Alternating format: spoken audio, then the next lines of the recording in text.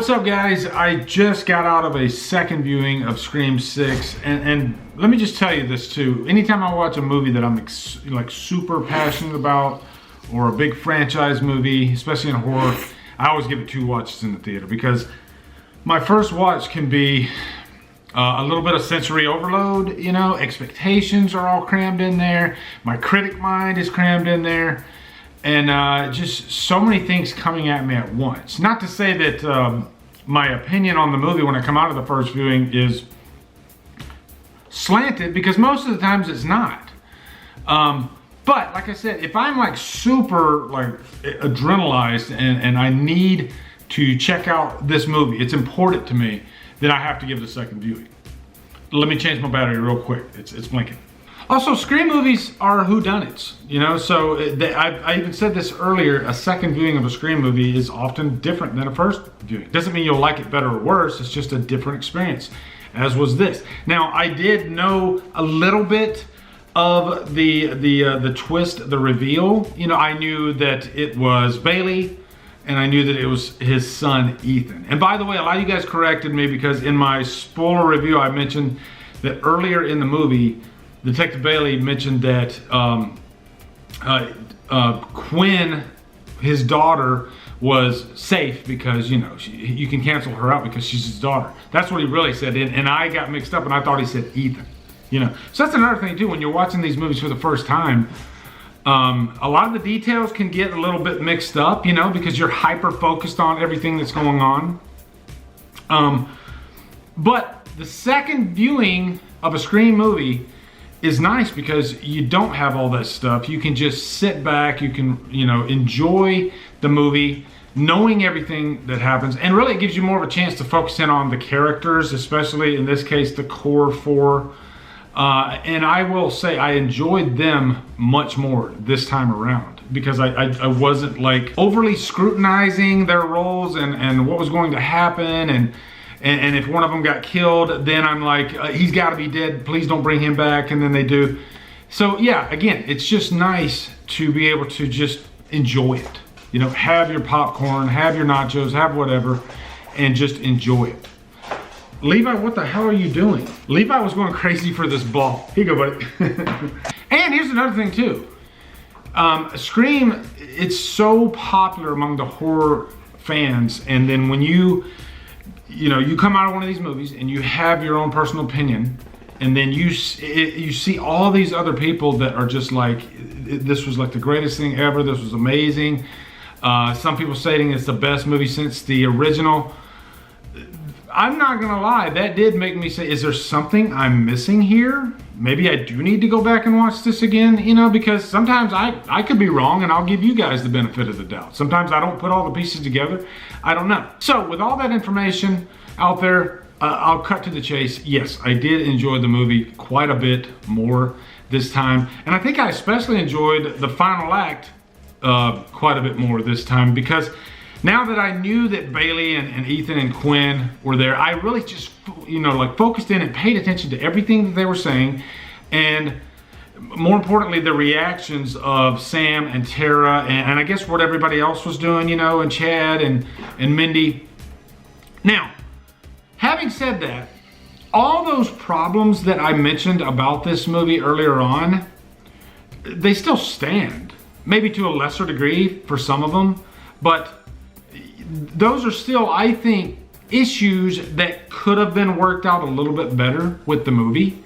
And I think the biggest one's the plot armor, okay? Plot armor, and it's nothing new to Scream. Plot armor exists in franchises all the time. If they definitely want the characters to carry on to future movies, then of course they're gonna, you know, they're going to find a way to save them, find a way to bring them back, and it happens all the time. So, I'm not angry. Here's the weird thing. I'm not angry that these characters didn't die, because I like the characters. I love the core 4, and if the core 4 are in Scream 7, of course I'm going to enjoy it. It's gonna be nice, you know?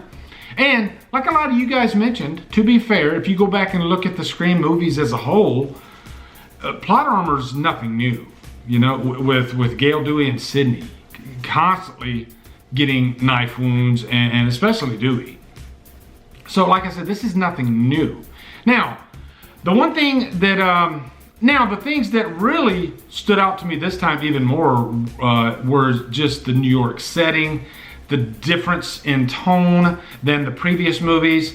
You know, this doesn't feel like a suburban Woodsboro type of movie. It does feel bigger, but they still manage to make it feel claustrophobic, you know, because they focus in on the characters and their environments, and they don't steer out too far. Ghostface, probably the best Ghostface of the franchise. I'll say that right now. The scene between the two apartment buildings with the ladder is riveting.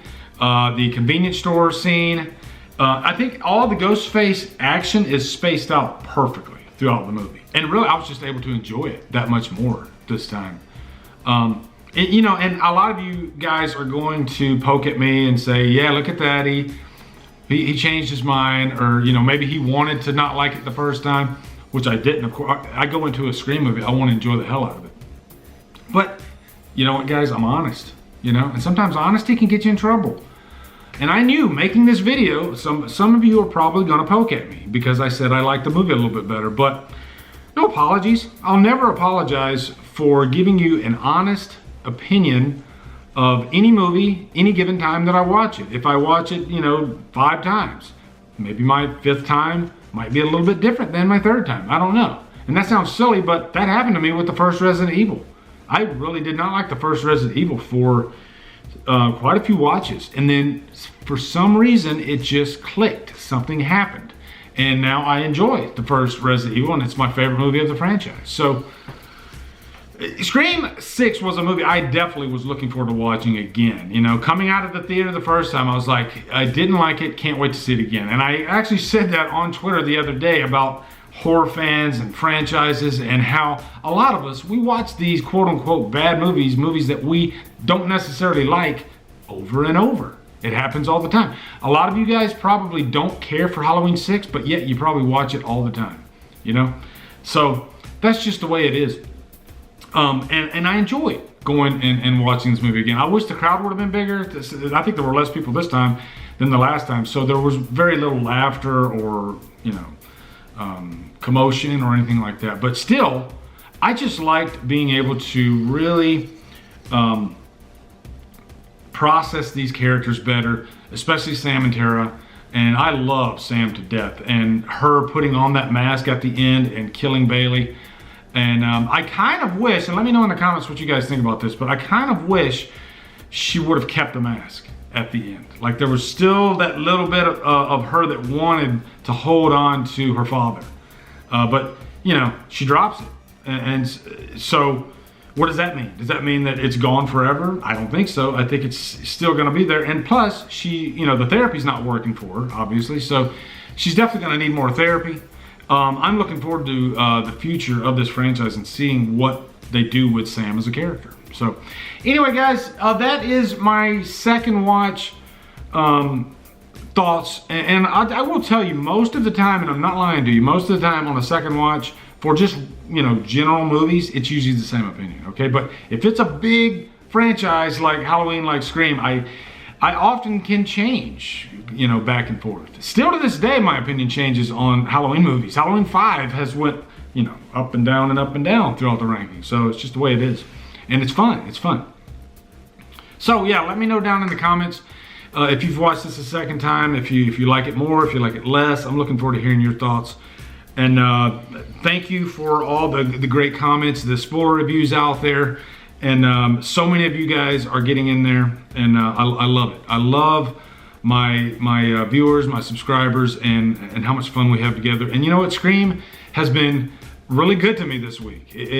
I'm getting a lot of views because of Scream. I got more Scream content coming out. I got the ranking coming out. That's another reason why I wanted to see it for a second time, because no way I was going to do a ranking without at least giving it 2 watches. So I'm glad I'm doing that. I got a couple of clips that I clipped out of the live stream that I did with Paizel and Nick and Cody from Dude Who Loves Movies. Yeah, so a lot more Scream content coming out. So anyway, guys, that's my second thoughts. Thanks. Love you guys.